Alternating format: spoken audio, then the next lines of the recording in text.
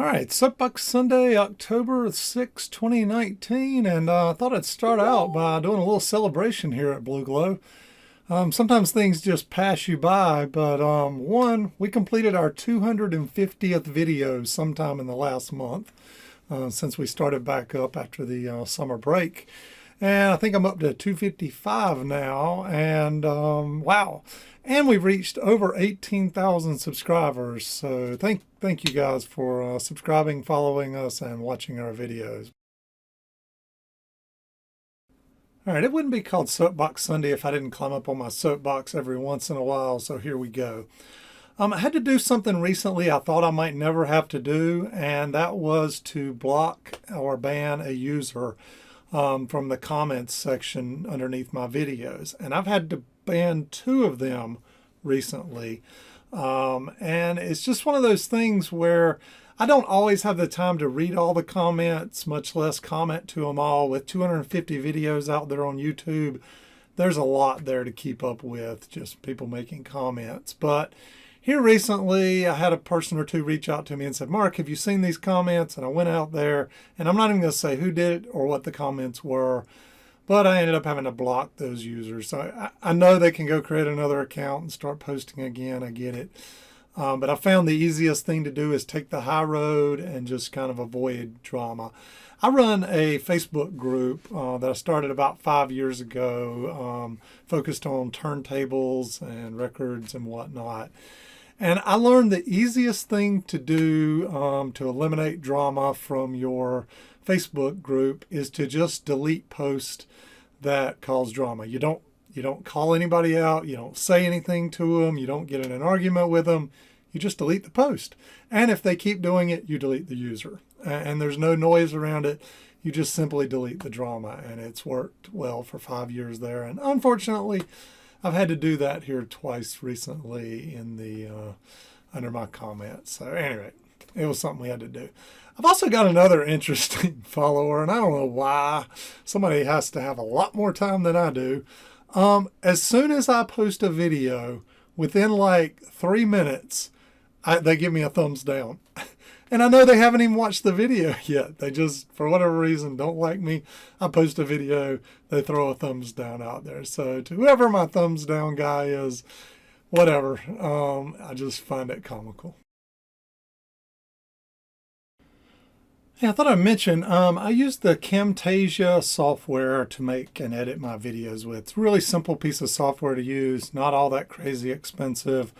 Relative to some of the video editing software out there, and I've been using it for 4 or 5 years, and I've been pretty happy with it. But I just upgraded to the version 9, which is their latest version, and one of the things that it had built into version 9 was automatic audio leveling. So as you make a video, it goes through and kind of takes cuts that are lower in volume and cuts that are higher in volume and tries to synchronize it out.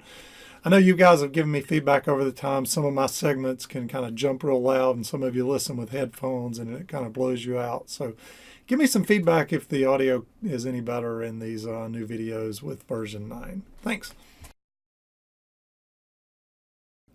All right, I've mentioned to you guys recently I've been testing a lot of tubes, and I plan to sell them on eBay. And I've had some people emailing me saying, when am I going to put them on eBay?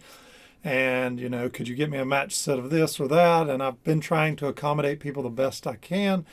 But I have been testing a lot of tubes. I think I've tested about 500 tubes now in the last month.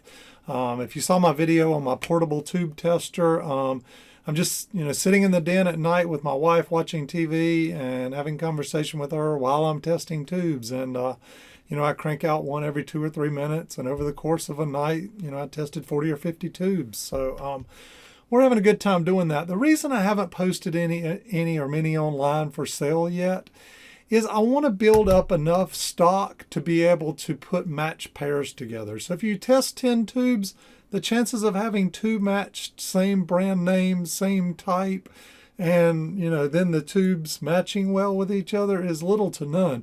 But if you've got 100, say 12AX7s, the chances of putting some match pairs together is much, much higher. So I'm testing a lot to build more match pairs because those seem to be what people are after. I've also had people ask me, hey Mark, how do I know when you sell something? Well, let me show you here. Okay, if you'll just go to eBay, if you'll notice my profile here is blueglow_electronics. And as you can see here, I've got 3,542 feedback, all at 100% here. We are a top rated seller, blah, blah. In other words, we do a good job on eBay. Anyway, if you will come up here and click on, go to your search bar and click on advanced, and then click by seller, and then come down here and say show items that, and type in Blue Glow Electronics and do a search. It'll bring up all the items by me. Then you can click save this search, or you can then bring me up like this and you can click save this seller. It won't let me click save this seller because I am the seller, but you get the idea. Hey, I know some of you guys have probably built the Super Probe by Mr. Carlson, and I recently watched the video on that and I was like, wow, I would like to have one of those, believe it or not. I think it's actually a really cool device and I kind of get what he's done with it.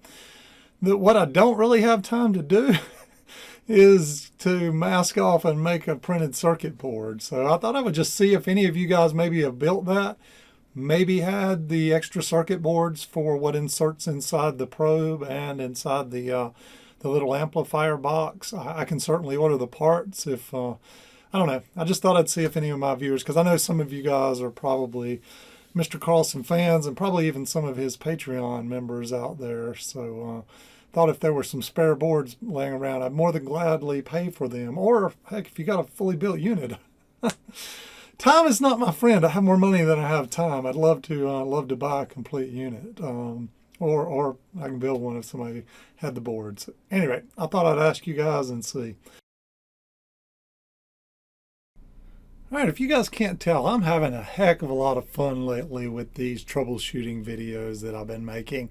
And I have gotten a ton of positive feedback on these videos. People saying, hey, what you're showing is really helping me in how I would go about troubleshooting things.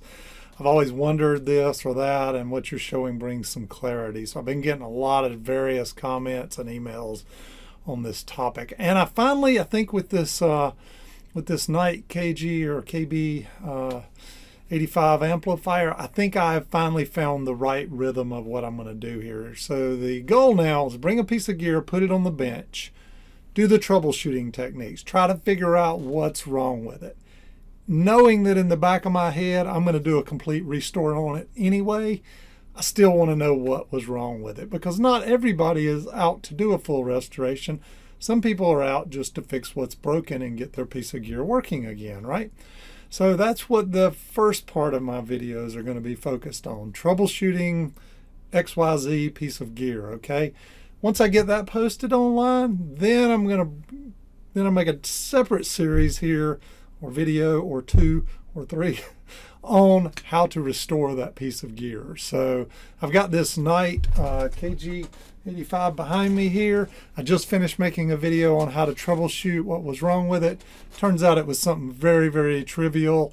The tubes had been inserted wrong and there's no labeling on the chassis to tell you that.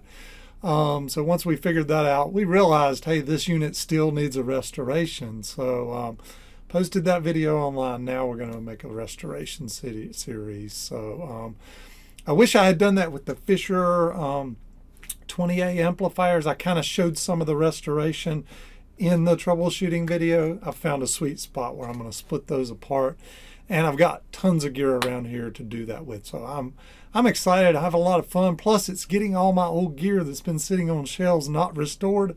It's getting it restored, and it's getting you guys some good content around both of those. So I'm pretty fired up at this point. Once this gets off the bench, I got a couple more things coming your way that I think you're going to be super excited to get to see, and some pretty rare equipment. You don't see that often. So stay tuned. All right, guys, we're having fun. I'm glad I took the break for the summer. It has re-energized me, and we're back at it. So let's get to slinging some solder and having some fun on the bench. Thanks for watching, everybody.